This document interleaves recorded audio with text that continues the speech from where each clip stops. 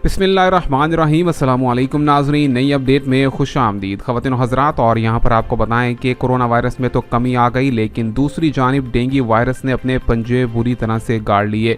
आपको बताएंगे पाकिस्तान में मोहलिक मर्ज़ बड़ी तेज़ी से फैलने लगा और यहाँ पर आपको बताते चलें कि डेंगू वायरस से यहाँ पर नए केसेस की तादाद में भी तशवीशनाक इजाफा हो गया। आपको बताएं कि हस्पताल भर गए और पाकिस्तान के बड़े शहर ख़ास तौर पर लाहौर हो, कराची हो, इनके हस्पतालों में बिल्कुल भी पेशेंट्स को लेटाने के लिए अब कोई बेड खाली नहीं बचा है।